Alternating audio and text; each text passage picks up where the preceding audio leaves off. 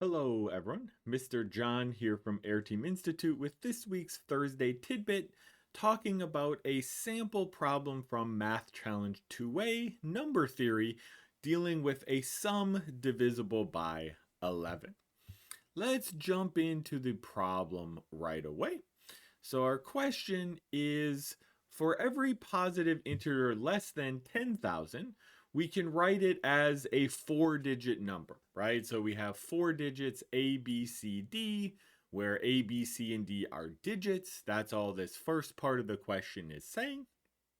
And we want to know, for how many of these numbers is it true that 11 divides the sum of A, B, and C, D? Right, so just to clarify the notation a little bit, we'll come back to this later, of course, but when we have this line above them there, we mean the 2-digit number with digits A and B, and the 2-digit number with digits C and D in that scenario. Now, let's remind us of our divisibility rule for 11. This problem is really dealing with that rule, and it's a good problem to show why it's important to know where these rules come from. So just to start, let's review the rule quick for this. So when we have our 4-digit number, let's just review it for our 4-digit number A, B, C, D. So this is divisible by 11. When is it divisible by 11? This is divisible by 11 if and only if, so it's exactly the same, when the alternating sum, so we have D minus C plus B minus A, when this is divisible by 11. So that is our rule for divisibility by 11, and good to know that as well. It in fact gives us remainders. There's a whole previous Thursday tidbit you can look at if you're curious about that as well. But let's take a moment here and look at our sum. So our sum here is AB plus CD. And just to emphasize the idea of the 2-digit number, right? Well, this is the sum of, right? Well, it's 10A plus B. Now, I'm going to do something a little bit weird here, but this should remind you of the proof of the divisibility rule of 11 if you know this. So this is 11A minus A, right? That's 10A plus B.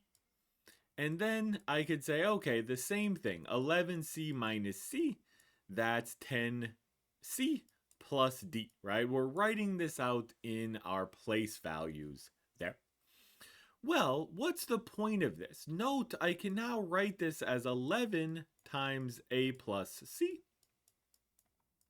And what are we left with? Well, we're left with something that hopefully you think of as a little bit suspicious here. Because our punchline here now is, so this sum, AB plus CD, well, when is it divisible by 11? This is divisible by 11. Well, this portion that we can see is obviously divisible by 11, right? We have this part here that is definitely divisible by 11. So the sum is divisible by 11 if and only if this alternating sum is divisible by 11. Well, wait a second, right? Let's look here and notice that we have this same thing in multiple places. What do I mean by the same thing? We have this identical alternating sum showing up here and here.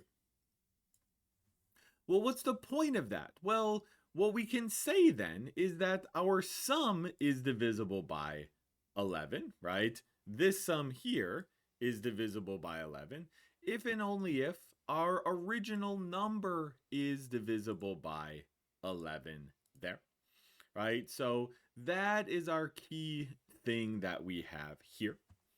So what does this tell us, right? Because we know that these are equivalent, we really need to ask the question. So, what is our real question here? How many of these numbers A, B, C, D are divisible by 11?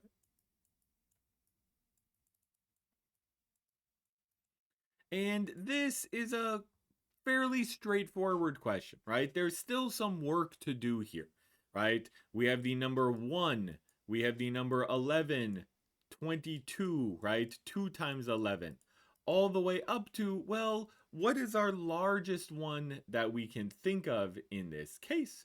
And this actually is good practice with our divisibility rules stuff too. Hopefully you know that 9,999 is divisible by 11. And probably better to think of this as, what is this 9999? This is 909 times 11. Why do I want to emphasize that? Well, this is telling us the answer, right? These are the number of multiples of 11, 1 times 11 up to 9,999 times 11. So there are, 909 times 11, which is 9,999. That is 909 of these multiples. So 909 of these sums work as well. That will be a good place to stop for this video, right? This is from our 2A, I think 2B as well. If you want to check out those curriculums, you can learn more about these number theory topics. Otherwise, stay tuned for a new video and new problems next week. And give us a like and subscribe if you found these helpful. Thanks for watching. Goodbye.